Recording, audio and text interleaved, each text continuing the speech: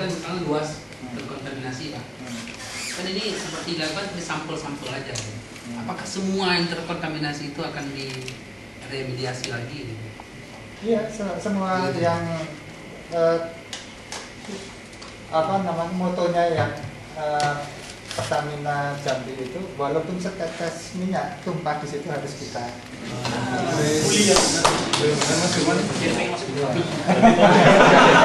pengen masuk Pertamina ya.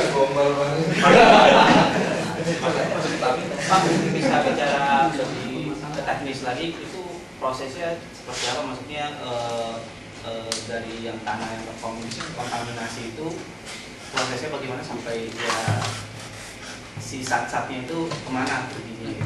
Oke, jadi begini ya, secara alami itu mikroba itu ada di tanah terkontaminasi itu, mikrobanya ada, tapi kalau mengandalkan mikroba yang ada di situ itu bisa 50 tahun, bisa 100 tahun. Jadi ada yang sejak zaman Belanda pun minyak itu masih ada di situ, tapi proses degradasi itu pasti ada. Ya untung Tuhan itu menciptakan mikroorganisme. Kalau enggak kita dikubur 100 tahun lagi masih tetap manusia gitu ya. Karena kita terdegradasi kemudian kalau untuk hidrokarbon itu terdegradasi akan menjadi gas CO2 dan H2O. Jadi istilahnya demineralisasi. Jadi rantainya akan terpotong-potong, kemudian karbonnya digunakan untuk sumber karbon pertumbuhan mikroba, dan untuk metabolismenya menghasilkan CO2 dan H2O. Macam itu. Jadi akhirnya ya jadi tanah lagi. Dari tanah kembali ke tanah.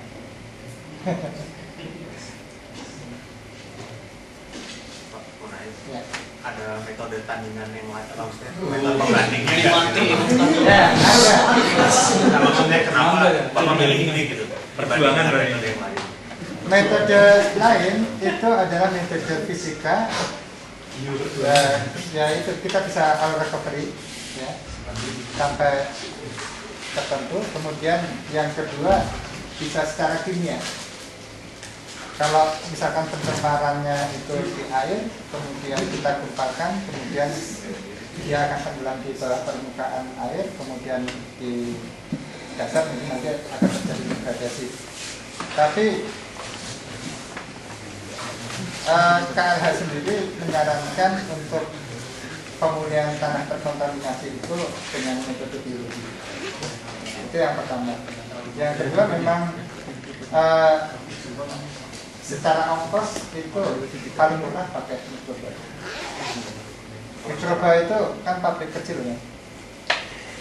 Jadi pada prinsipnya kita hanya memperbanyak mikroba pendegradasinya. Yang tadinya hanya berapa, itu kita bisa memperbanyak per mili itu sampai 10 pangkat 9 sampai 10 pangkat 10 mikrobanya. Apakah mikroba itu ada? Mikroba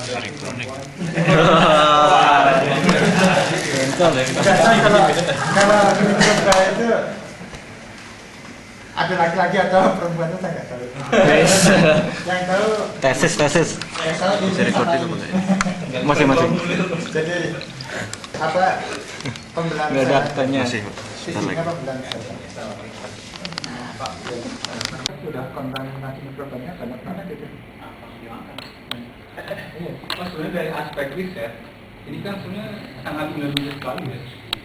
Artinya peluang untuk pengembangan riset untuk hal seperti ini kita kan kaya kasus gitu ya.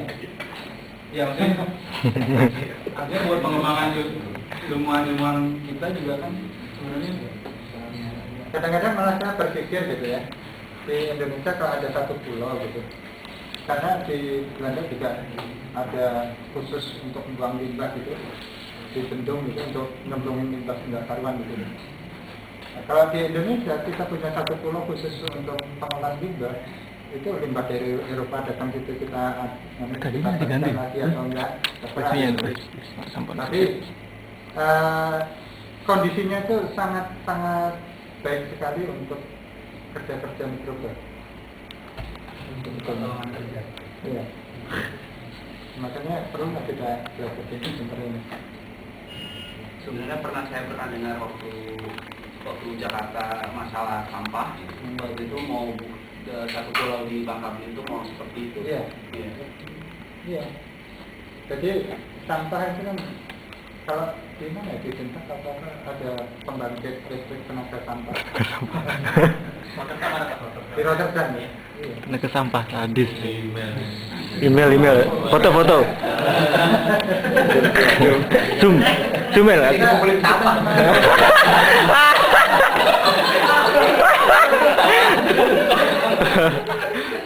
Masalahnya ini hanya di manajemen sebetulnya ya. Manajemen Partneran ya dia. banyaklah PR yang Nggak bisa sih. kita kerjakan sama-sama. Cuman di Indonesia. sama aja. Nanti nggak mobile. Ya, Ini. kita bisa belajar dari mana-mana tapi nggak harus mengikuti siapa-siapa. Kita kembangkan sendiri. Kalau kita mau apa? Itu lama. Lebih cepat diterima. Karena kemarin ya saya bukan menyombongkan diri ya. Artinya saya 4 bulan di sini kita publis 2 jurnal. Teman saya bilang, saya dulu waktu S3 itu 1 jurnal 1 tahun. Gimana cara namanya? Cara triknya gimana? Sadis. Saya bilang ya seperti itu. Kita bisa belajar dari siapa-siapa, tapi tidak harus mengikuti siapa gitu. Artinya kita belajar macam-macam, tapi kita harus adjust dengan kondisi kita sendiri gitu. Sehingga apa yang kita publish itu beda, pasti beda dengan yang lain karena kita nggak mau ngikut gitu. Dan itu paling cepat diterima karena ada sesuatu yang baru. Yang namanya jurnal itu kan batas ilmu sebetulnya. Jadi kita harus lihat kemana-mana, kita lihat kemana-mana batasnya dan kita munculkan sesuatu yang baru.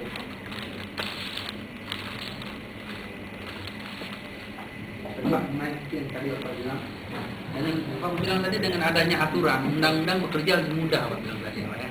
Maksud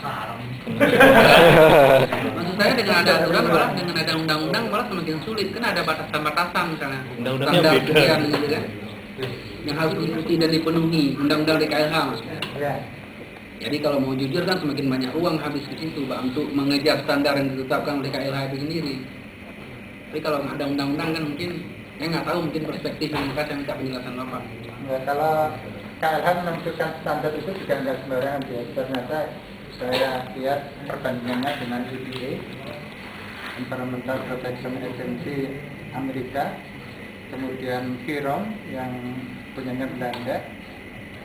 Ternyata KLH lebih cenderung ke Amerika, hampir sama gitu levelnya.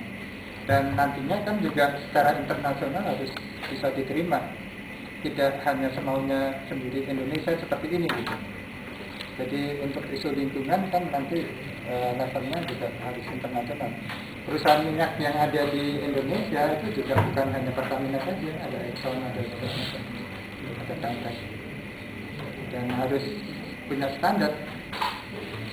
Dan adanya undang-undang itu kan bisa mempush perusahaan minyak untuk melakukan itu, maksud saya itu. Jadi kalau nggak ada dorongan untuk melakukan itu, nggak ada kerjaan.